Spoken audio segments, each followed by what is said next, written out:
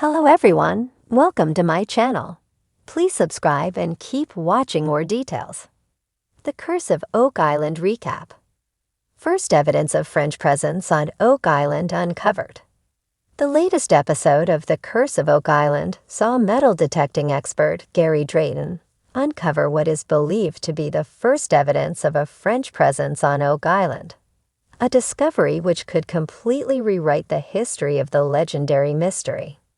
The team also uncovered a likely tunnel in the Money Pit and set up a new research center to house late historian Zena Halpern's vast cache of documents.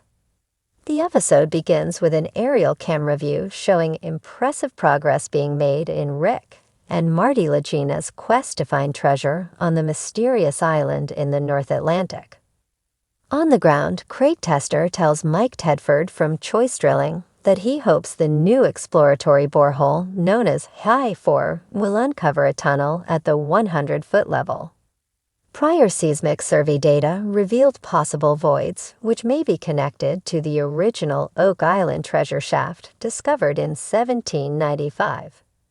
So far, the seismic results have led to revelations of human activity, such as axe-cut wood at a depth of 170 feet. And the new borehole has detected a possible network of tunnels. Geologist Terry Matheson confirms that conventional wisdom dictates that this is the same area where the Money Pit was. Later, Craig meets up with Rick, Charles Barkhouse, and Doug Crowell in the war room for an update on Rick's trip to New York. Marty Lagina is off-site but conferencing in and asks about Rick's journey. It was 1 week ago that Rick received news of his friend, historian Zena Halpern's passing, and her bequest of her life's work to him. According to Zena, the Oak Island mystery has a connection to the famed Knights Templar dating back to the 12th century, predating Christopher Columbus's voyage to the New World. Rick relays that retrieving Zena's copious amounts of material was a stunning experience. Discovering the relevance of her immense cache of documents and books to the island will take time and careful drilling down. In particular, her copy of the Cremona document is intriguing. It is a collection of maps and writings allegedly assembled by a 12th century Templar knight that includes tales of finding the Ark of the Covenant and a 1178 Templar voyage to the New World. Is the document accurate? Rick cannot say, but he believes that it is worth researching its veracity and proposes establishing a research center to showcase Zena's collection. Marty agrees. The research center will be an endeavor to literally separate fact from fiction. Back at High 4, where Earth is extracted at roughly 10 feet intervals and examined by hand for treasure and artifacts, Charles and Craig return for an update on the hoped-for 100-foot tunnel. They discover that the drill bit has coughed up a piece of wood, which looks to be cut at a 45-degree-ish angle. Charles remarks that this means the team is right on target, and the series narrator states that the condition and location of the wood likely means it is from a man-made, centuries-old structure. Is it evidence of one of the flood tunnels or a tunnel that leads to fabled treasure? If so, the finding is incredibly significant because finding the elusive Shaft 6 could help pinpoint the original location of the Money Pit. Rick joins the crew and is told that this exciting discovery could be from a tunnel leading to the Money Pit. Prior work by another treasure hunting team in the area known as Shaft 6 was thought to have located the Money Pit, but speculation holds that the area was flooded and a debris field created before anything conclusive could be found.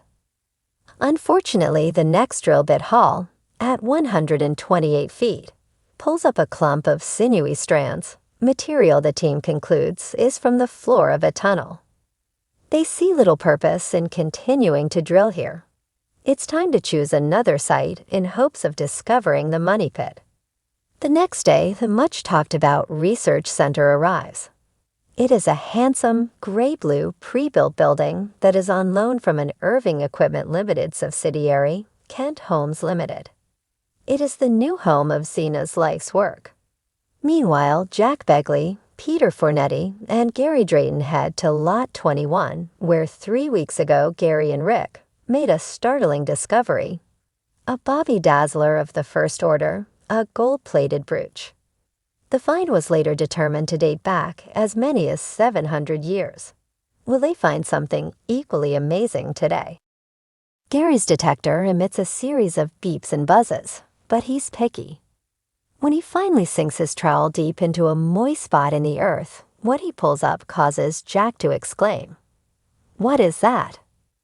Gary says the small rectangular object, embellished with a fleur-de-lis design, reminds him of a military cap badge, and declares it a top pocket find. With a flourish, he unzips a top pocket and tucks the potential treasure inside. Before long, Gary again uncovers a similar metal bit with the same design and discovers that the two pieces fit together. Could this find date to the 1700s and possibly be from the cap of a French military officer? Gary thinks so, but the more intriguing question is, does this discovery have a connection to the gold brooch discovered in the same area earlier this year? Later that same day, Rick, Charles, Craig, and Dave Blankenship pull up to the location of the new borehole, named IJ 5.5. It is close to GAL1, a promising shaft where, at 160 feet, a large spike, a gold-plated 18th century British military button, and an iron hinge possibly from a large box or treasure chest were found. A somewhat impatient Rick says he's tired of the guessing game. At this spot, he wants to uncover a tunnel between Shaft 6 and the Money Pit. The next day, the team check on the progress of the steel coffer dam at Smith's Cove. Rick asks if there are any problems, and a member of Irving Equipment Limited assures him there are none to date. Rick is told that at the end of the day, a third of the wall will have been completed. Rick is pleased. He can't wait for the dam's completion so that he can get his hands dirty. The coffer dam is constructed of sheet piling in a process in which a hydraulic hammer drives 45-foot steel sheets down to a depth of 25 feet into the seabed. When finished, the sheets will form an air dike barrier, allowing for drainage of a 12,000 square foot area. What ancient treasure may lay there, waiting to be found? Later that day, the research center is where the action is as the team gather to look at Gary's top pocket finds, or TPS, according to Marty. Check this out, Gary tells archaeologist Laird Niven, handing him the two pieces with the fleur-de-lis design. Could these be connected to a centuries-old ship's log which detailed a failed French expedition in 1746? The log was found last year by one of the team members, and may describe a journey made by the descendant of a family with Knights Templar connections. Amazingly, the log documented construction of a deep treasure shaft dug on a wooded island. Could it be Oak Island that was described in the mysterious log? Back in the war room, Marty and Rick are on the phone with author Randall Sullivan. He has written about and visited Oak Island in the past. Can they provide him with new information for the book he's currently writing about the island? The brothers are amenable and tell Randall that they are not sure where last summer's finds, including human bones and the medieval cross, will lead them this year. They are puzzling to Marty, who doesn't see a connection between them unless something rather extraordinary happened here. He asks Randall if his theory about Francis Bacon having a connection to the island is still his primary lead. Hakaji Randall replies that he has no new information but doesn't elaborate. Has the author discovered an epic, jaw-dropping revelation about Oak Island? Time will tell. Marty says simply that Randall is an aficionado and that he hopes his book does the island justice. Later that day, the team heads back to IJ 5.5 and discover that the drill has uncovered, at a depth of 111 feet, a whole piece of wood, not splinters, not slivers. There are oohs and ahs as the team gazes upon the muddy chunk.